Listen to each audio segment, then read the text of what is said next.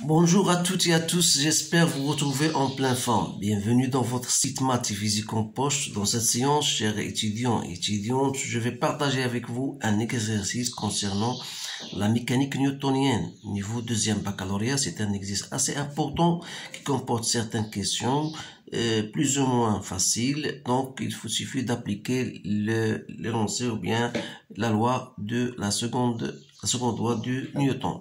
Allons-y. Donc, voilà, le sujet est devant vous. Vous pouvez même stopper la vidéo pour lire convenablement l'énoncé et répondre aux questions. Puis, vous allez comparer vos résultats avec les miens. Donc, dans cet exercice, on étudie le système motard-moto en deux phases. La phase d'accélération du motard de A à B et le saut au-delà de C. Donc voilà, vous savez bien sûr, je vais vous répondre seulement à une partie du sujet. Donc voilà les données que vous avez devant vous. Donc la phase d'accélération du motard, on considère que le motard s'élance avec une vitesse initiale nulle sur une piste rectiligne AB en maintenant une accélération constante. Donc l'accélération est constante. Les évolutions au cours du temps de la valeur de la vitesse du motard plus moto est représentée la courbe ci-contre. Montrer que la courbe donnée en figure 2 permet d'affirmer que la valeur de l'accélération est constante. Deuxième question, déterminer graphiquement la valeur de l'accélération. Et troisième question, déterminer la distance parcourue par le motard lorsque celui-ci a atteint une vitesse de 50 mètres par seconde. Alors, je vais répondre à cette première partie et on va passer par la suite à la seconde partie. Donc, pour la première question, montrer que la courbe donnée en figure 2 permet d'affirmer que la valeur de l'accélération est constante. Donc, pour répondre à cette question, vous savez bien sûr que la courbe représentative de la fonction de la vitesse en fonction de temps, vous remarquez bien sûr que c'est une fonction qui est linéaire, c'est-à-dire qu'elle passe par l'origine de temps et qu'on peut dire ou bien déduire tout automatiquement que V en fonction de t égale à A de t, avec A c'est le directeur, le coefficient directeur de la fonction qu'on peut déterminer tout simplement en choisissant deux points. Donc A de t, donc A c'est, je pouvais choisir soit le point 10, donc si vous choisissez le point ici 10 sur 2, donc, ou bien 20 sur 4, toujours le même résultat, vous allez trouver 5 mètres par seconde au carré. Donc, qu'est-ce que vous remarquez? Vous remarquez bien sûr que ce A n'est autre que l'accélération, bien sûr. Donc, c'est une constante.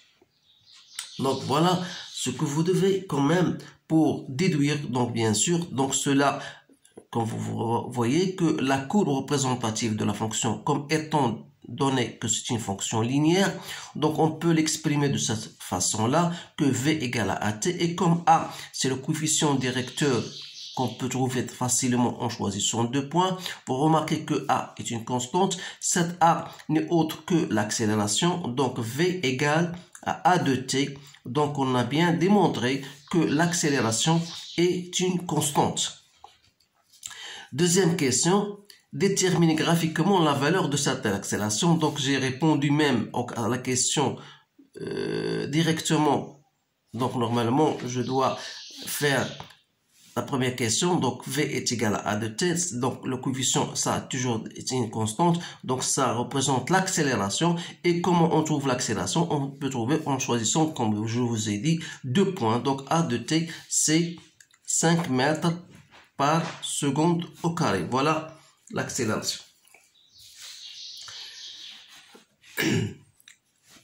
Troisième question, déterminer la distance parcourue par le motard lorsque celui-ci atteint une vitesse de 50 mètres par seconde. Alors, toujours si je voudrais, je vais vous donner deux méthodes. Donc la première méthode, c'est la méthode que vous connaissez tous, c'est la méthode qui indépendant du temps, c'est-à-dire si je voudrais choisir la vitesse finale en un point bien donné au carré, moins la vitesse initiale au carré est égale à 2 fois l'accélération fois la distance parcourue, c'est-à-dire que la distance parcourue n'est autre que la vitesse finale au carré moins la vitesse initiale sur 2a. Sachant que la vitesse initiale égale la vitesse en A égale à 0. Donc il reste donc D n'est autre que la vitesse finale sur de A. Donc si je voudrais faire mon calcul, donc je dois faire donc la vitesse finale c'est 50 au carré que je divise par 2 fois l'accélération. Donc c'est 2500 divisé par 10, c'est 250 mètres. Donc, il y a une autre méthode que vous connaissez. Donc, si je voudrais exprimer l'équation horaire en fonction de temps. Donc, ça, c'est 1 demi A de T au carré plus V0T plus X0. Donc, sachant que V0, la vitesse initiale égale à 0, et X0, c'est le motard coïncide avec le point A. Donc, c'est aussi X égale à 0. C'est-à-dire que X en fonction de temps n'est autre que 1 demi A de T au carré. Alors là, lorsque la moto atteint le temps T, lorsqu'elle arrive à un instant bien donné T, on aura X. Donc il faut savoir quand est-ce que d'abord la vitesse, quel est le temps pour lequel la vitesse devient égale à 50 mètres par seconde. Donc si je vais utiliser bien sûr la courbe. Donc lorsque la vitesse atteint 50 mètres par seconde, le temps correspondant c'est quoi? C'est 10 secondes. C'est-à-dire que le temps, alors là, c'est le temps auquel elle sera égal à 10 secondes. Donc en ce temps-là, il aura parcouru une distance D. Voilà, en 10 secondes, il aura parcouru une distance D qui est égale à 1 demi à T au carré, c'est-à-dire à ce temps-là au carré. Donc je vais refaire l'application numérique. A c'est 5 et T c'est 10 au carré. Donc D égale 1 demi 5, ça fait 2,5 fois 100. Donc c'est bien 250 mètres. Donc vous trouvez toujours le même résultat. Donc vous aurez le choix d'appliquer ce qui vous paraît facile. Maintenant, j'ai répondu à la première partie. On passera donc à la seconde partie. Voilà. Qui est le saut. Donc, le saut, ça veut dire que la moto, bien, le motard, lorsqu'il va trouver, donc, le motard, il aborde le tremplin en B. C'est-à-dire, il va arriver en B avec une vitesse qui est égale à 50 mètres par seconde. Il maintient cette vitesse jusqu'au C. C'est-à-dire, il va garder toujours cette vitesse constante. Et après, il va sauter. Donc, voilà sa vitesse C et fait un angle alpha avec l'horizontale. Donc, le motard quitte le tremplin en C avec une vitesse qui est V0. Alors là, toutes les actions autres que le poids du système sont supposées négligeables. C'est-à-dire, on va négliger l'action de l'air, la poussée d'Archimède, etc.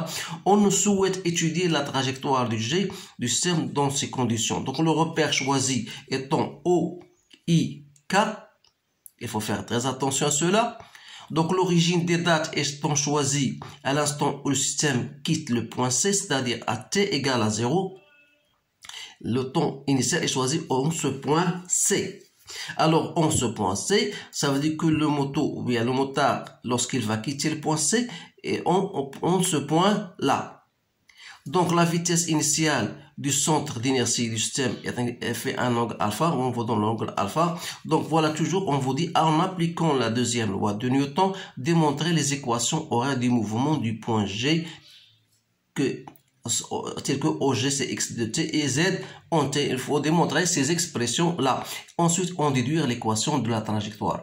Donc, ces questions sont des questions typiques que vous devez savoir quand même. Donc, je vais tout simplement représenter, voilà, le point C.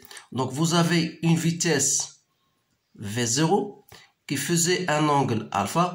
Vous avez ici l'axe OZ et vous avez l'origine du repère, voilà, OI, K. Donc, il faut faire bien très attention. Donc, qu'est-ce qu'on nous demande? De terminer les équations horaires. Donc, pour exprimer, toujours, on exprime la seconde loi qui dit que la somme des forces appliquées sur un solide ou bien sur un système donné égale à MA. Donc, il faut projeter toujours cette relation vectorielle sur votre repère, à savoir OI et OK. Donc, OI, c'est-à-dire le poids n'est autre que G. Donc, vous remarquez bien sûr que G est perpendiculaire à OX. Ça veut dire que A, selon l'axe, les X, égale à 0. Donc, c'est-à-dire que la Vx égale est une constante. Cette constante n'est autre que la composition de la vitesse V0 sur l'axe des abscisses, c'est-à-dire c'est V0 cosinus de alpha. Donc, je vais l'écrire comme ça. Et en cela, je déduis x de t qui n'est autre que l'intégrale de cette Vx, c'est-à-dire c'est V0 cosinus de alpha. Le tout, je multiplie par le temps, plus x0. Alors, x0, là, c'est égal à 0. Donc, il me reste x de t égale à v0 cosinus de alpha fois t. Voilà la première équation horaire, qui est la même qu'on vous donne. Maintenant, il me reste z de t. Alors là, je dois toujours projeter ma relation vectorielle sur l'axe OK. C'est-à-dire que l'accélération, donc G et Z se trouvent de sens contraire. Ça veut dire que A de Z égale à moins G. Donc ça veut dire comme A de Z, c'est-à-dire c'est D de V sur dt égale à moins G. Ça veut dire que V de Z n'est autre que moins G T plus V0 Z, c'est-à-dire la composition de la vitesse selon l'axe OK, c'est-à-dire V0 sinus de alpha. Et par suite, Z en T sera tout simplement moins 1,5 G T au carré plus V0 sinus de alpha fois T plus Z0, c'est-à-dire Z0 c'est la composition, donc parce que le solide ou bien le motard quitte notre repère au point C et le point C à l'instant T égale à 0 et se trouve à une distance qui est H. Voilà, je dois tenir compte de cette valeur-là. Donc, voilà l'expression de Z de T comme celle trouvée, bien sûr.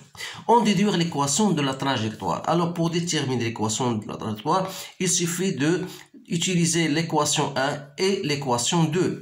Donc, l'équation 1 va nous permettre de trouver, bien sûr, l'expression de Z, de T, pardon. Donc, T, c'est X sur V0 cosinus de alpha. Alors, en remplaçant dans l'équation 2, donc je trouve que Z de X n'est autre que moins G sur 2 V0 au carré cos carré de alpha, X au carré plus X tangente de alpha plus H. Donc ça, c'est l'équation, bien sûr, de la trajectoire. Donc voilà tout ce qu'il y a bien sûr donc comme question. On peut même aller plus loin en exprimant d'autres, c'est-à-dire on peut exprimer le x de sommet. Normalement ce sont des questions qui ne sont pas posées, mais voilà, on s'intéresse tout simplement à cette partie-là. Comment déterminer les équations horaires et ainsi l'équation de la trajectoire. Alors, je vous remercie bien sûr de votre attention. Essayez bien de répéter ces exercices pour s'habituer, pour à trouver ce genre d'équations horaires plus facilement. Alors, je vous laisse et je vous dis à bientôt.